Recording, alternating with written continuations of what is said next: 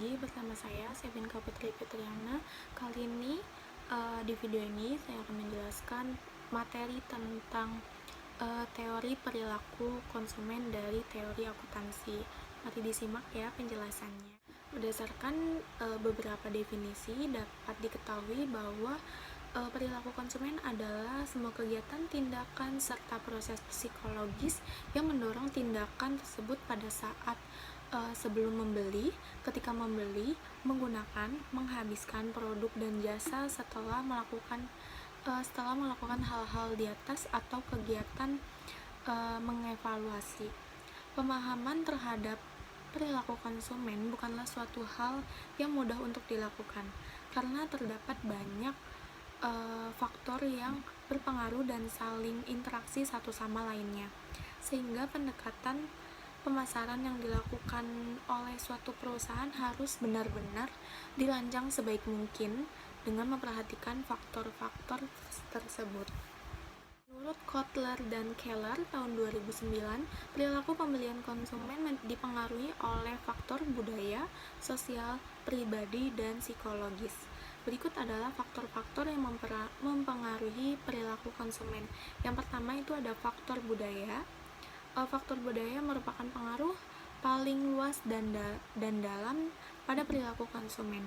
Faktor budaya terdiri dari beberapa subfaktor, antara lain subbudaya dan kelas sosial. Yang pertama itu ada subbudaya, merupakan kelompok yang lebih kecil atau kelompok orang yang berbagi sistem nilai berdasarkan pengalaman hidup dan situasi yang umum. Subbudaya meliputi agama, ras, kelompok, dan daerah geografis.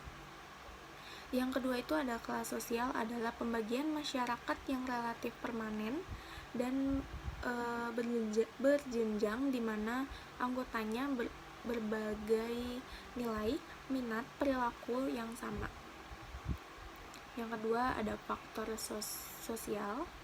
Selain faktor budaya, perilaku seorang konsumen dipengaruhi oleh faktor sosial. Faktor sosial terdiri dari beberapa subfaktor. Yang pertama ada kelompok referensi. Kelompok ini acuan atau referensi grup adalah seorang individu atau kelompok orang yang secara nyata mempengaruhi perilaku seseorang. Kelompok acuan akan memberikan standar atau nilai yang akan mempengaruhi perilaku seseorang. Dalam perspektif pemasaran, kelompok acuan adalah kelompok yang berfungsi sebagai referensi bagi seorang dalam keputusan pembelian konsumen. Yang kedua itu ada keluarga. Keluarga memberikan peranan yang besar akan perilaku manusia, sehingga perilaku pembelian konsumen dapat dipengaruhi oleh keluarga. Yang ketiga ada peran dan status. Peran dan status seseorang memiliki beberapa kelompok seperti keluarga, perkumpulan, atau organisasi. Peran terdiri dari kegiatan yang diharapkan dapat dilakukan seseorang sehingga memberikan status. Seseorang memilih produk yang mencerminkan dan mengkomunikasikan peran mereka, dan setiap peranan akan membawa status berupa penghargaan umum yang diberikan oleh masyarakat. Selanjutnya yang ketiga ada faktor pribadi. Faktor pribadi merupakan faktor yang berkontribusi terhadap perilaku konsumen. Faktor pribadi terdiri dari beberapa subsektor, antara lain yang pertama ada usia dan tahap siklus hidup. Orang akan membeli produk yang berbeda sepanjang hidupnya. Seseorang akan membeli produk untuk memuaskan kebutuhan dan keinginannya. Kebutuhan seseorang akan berbeda dalam hal jumlah maupun jenisnya sejalan dengan usianya. Yang kedua ada pekerjaan. Pekerjaan seseorang juga mempengaruhi pola konsumsinya. Perusahaan dapat memproduksi produk yang sesuai dengan kebutuhan kelompok pekerjaan tertentu. Yang ketiga ada keadaan ekonomi. Keadaan ekonomi seseorang akan besar sekali pengaruhnya terhadap pilihan produk. Keadaan ekonomi sekarang seseorang terdiri dari pendapatan yang dapat dibelanjakan, contohnya tindakan, kestabilannya, dan pola waktu. Tabungan dan milik kekayaan, termasuk presentasi yang sudah diluangkan, kemampuan meminjam, dan sikapnya terhadap pengeluaran lawan menabung. Yang keempat, kepribadian. Setiap orang mempunyai kepribadian yang khas dan ini akan mempengaruhi perilaku pembeliannya. Kepribadian adalah karakteristik psikologis yang unik yang menyebabkan tanggapan yang relatif konsisten dan bertahan lama terhadap lingkungannya. Selain itu, konsumen juga cenderung memilih dan menggunakan merek yang sesuai dengan bagaimana cara mereka melihat dirinya sebagai individu.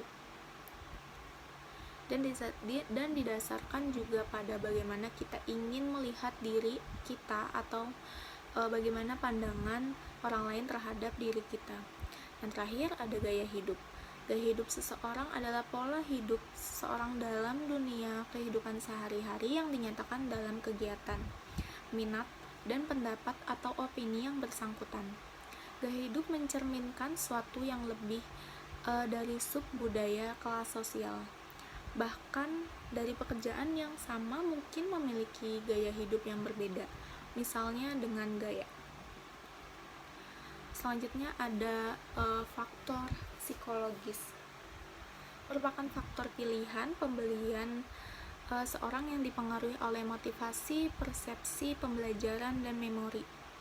Yang pertama itu ada motivasi. Motivasi dapat digambarkan sebagai kekuatan yang mengendalikan suatu kecenderungan untuk mendapatkan suatu kebutuhan yang belum terpenuhi. Yang kedua ada persepsi. Persepsi adalah proses kita dalam memilih, mengatur, dan menerjemahkan masukan informasi untuk menciptakan suatu arti gambaran yang diterima manusia.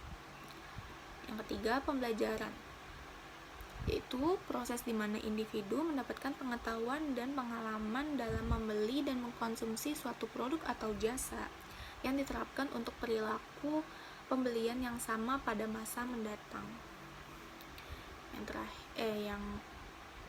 Yang terakhir, memori, yaitu semua informasi dan pengalaman yang dialami manusia akan tertanam dalam ingatan jangka panjang.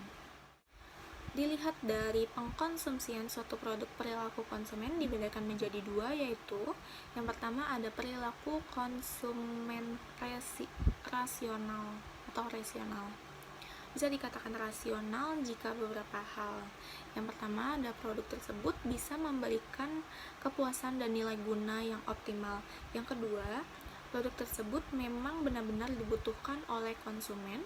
Yang ketiga, kualitas dan mutu produk tersebut terjamin atau baik.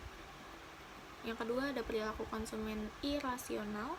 Contoh dari perilaku irasional ini yaitu yang pertama, tertarik dan terpukau pada promosi dan iklan dari suatu produk, baik melalui media cetak, media manapun.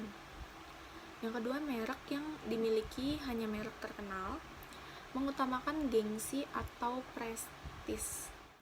Terdapat dua teori pendekatan perilaku konsumen, yaitu yang pertama, pendekatan marginal, utility atau kardinal, yaitu kepuasan konsumen dari mengkonsumsi barang yang dapat dinyatakan secara kuantitatif sehingga konsumen berusaha memaksimumkan kepuasannya. Yang kedua ada pendekatan indifference curve atau ordinal. Kepuasan konsumen dari mengkonsumsi barang tidak dapat dinyatakan secara kuantitatif, yaitu kebalikannya dari pendekatan kardinal.